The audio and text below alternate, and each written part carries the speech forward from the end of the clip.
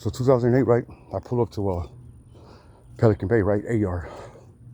And by this time, I had already been to the gang module. I'm already K10'd. You know, you only become K10 for putting in work in the county. You don't become K10 from tagging or none of that shit. So they ended up black boxing me. They K10'd me. So I'm black box, whatever. So when I was in the county, this like in 07, I was fighting like 17 robberies, right? Bunch of shit. And so when I was K10, you know, there was a few of them fellas would come through.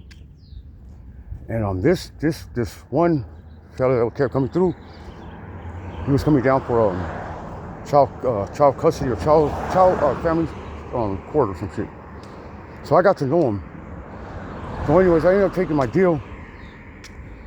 I ended up going to Pelican Bay to A yard. I pulled up to A yard and Grizzly from Lake Elsinore. His celly was Chuco from Flats. Bala from Lopers, he locked it up. My boy, Whisper from Pomona, from Westside Pomona. McLean from Orange County, from San Juan boys. Bala from Tustin. Bunch of, like, those are the homies that were there, though. Scrappy from Chiques. Gargoyle from Chiques. Those were the homies that were all gangster from Pacas. So I pulled up and on A yard, 1 block and 2 block is Aztec, right? So when you go to church or you go to anything behind the gate, education or anything, you gotta wait before the gate. Well, where that gate, where you gotta wait at, is like 100 yards from Aztec's yard, and there's just a chain link, and you can see the homies in the dog kennels.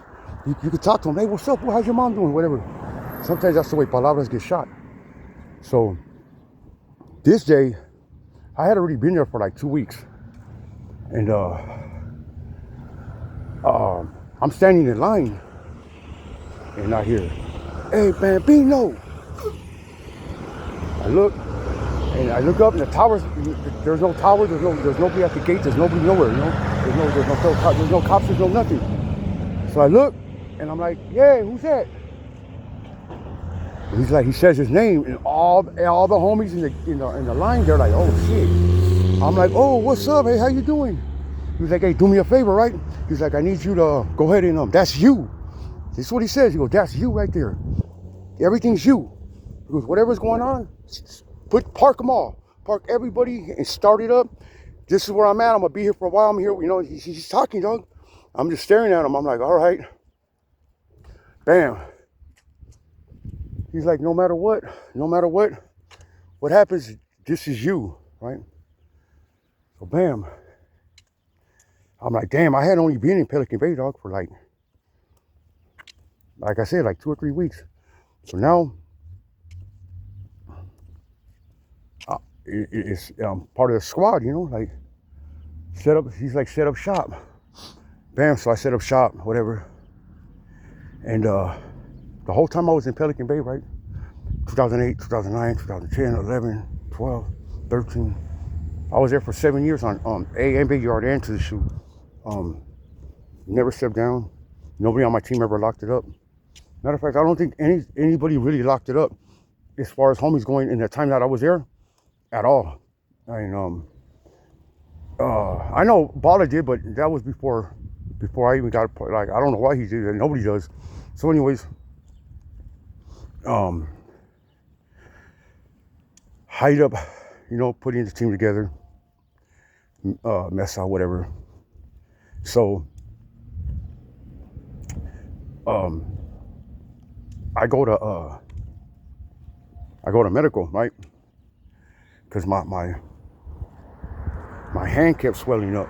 I mean, my ankles kept swelling up real bad, right? And I didn't know what it was. So they ran blood tests, they ran all kinds of shit, and they couldn't figure it out, dog. They told me that I had all kinds of shit. They told me I had syphilis, and so I was like, I had to write my girl and told her it wasn't even that. They didn't know what they were looking for. So bam, out of nowhere on a Saturday, a nurse comes up to my a medical staff comes up to my cell with the CO, and she's like, Kolar, and I'm like, yeah, what's up? She goes, you got hepatitis C.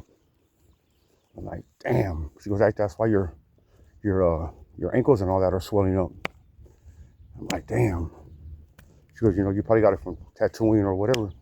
She goes, hey, you think that we could take some blood? Yeah, whatever. So fill out some paperwork, whatever. She was a big old hepatitis C, like medical. She's like that was her thing, dog. Was like finding out ways to cure. This is before they even had the treatment or anything. So, and she's all tatted. She's all tatted up, her neck, her arms, everything. She's all tatted. So, I'm like, yeah, whatever. So I filled out the paperwork, and then I think it was a Saturday because it was college football. I remember when she came up to me, and I was like, man, I had to talk to her, and I remember the game was on, and I was kind of pissed off about that because I was watching the game, So, the next so that was that must have been a Saturday. So Sunday, so Monday comes, right? So Monday comes, and because Alabama had just lost to South Carolina, and I remember I had lost money on that. I had lost a couple $100 on that game. So it was a Monday. So I go down to medical, right? And she takes the blood and all that, and I'm not really paying attention to her, I'm in my home little world. So I get another ducat to go back for another blood test. I'm like, what the hell? So when I get over there, good morning, guys. So when I get over there, it's just her and just in a computer, and she has all my blood to work out, right? So we started talking, right? And I'm like, I didn't go down there for no blood works or no nothing. She just ducted me to go down there to talk to her. So as I caught onto it, I started like getting at her, and I ended up cracking her. So she was like, look, she got caught and everything. They fired her and everything because somebody told on me. So I ended up cracking her, and she was like, look, I'll bring you anything you want, but she was like, I'm not going to bring you no drugs, and I'm not going to bring you no knives or nothing. And I was like, man, there's nothing else to bring. So she used to look out like with colored ink, whatever. So I ended up she was only bringing me weed. I got her to bring me weed, so she would bring me like I don't know, like an ounce, like every other 2 days. So this went on for like 5 years, dog. And I was killing them. I was making so much money. And then I had got into it with a white boy. His name was Hot Rod. I'll never forget that. His name was Hot Rod, and he was from Orange County. He was a little dude like this big. Like that big. Right? But he had some big ass arms though. He was a little short dude. He looked like a tugboat. But he had some big ass arms, right? And I had got him on the Canelo and Mayweather fight. I got him on a bunch of things, but I had him like $3,000 in the hole. So sometimes he would owe me money, and my wife would go. That medical, the staff lady, she would go get the weed for me from his wife. So he would pay me back like that, or whatever.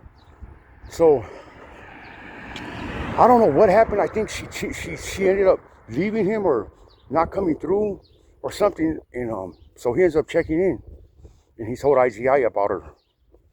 And so they ended up catching her. They ended up catching her bringing some weed in, and she got cracked. She ended up going to jail, to tell you the truth. She ended up going to jail. I talked to her a couple years ago, like 2 years ago. She wasn't mad. I told her that, I sent her money. I sent her money. I sent her packages. but she's married now. You know, she never asked for anything. She never told me that it was my fault or anything. But I wrote her a letter and told her that, you know, that I apologized and I was being, you know, like, but I told her if I could, I would do it again, you know. And she understood. She understood.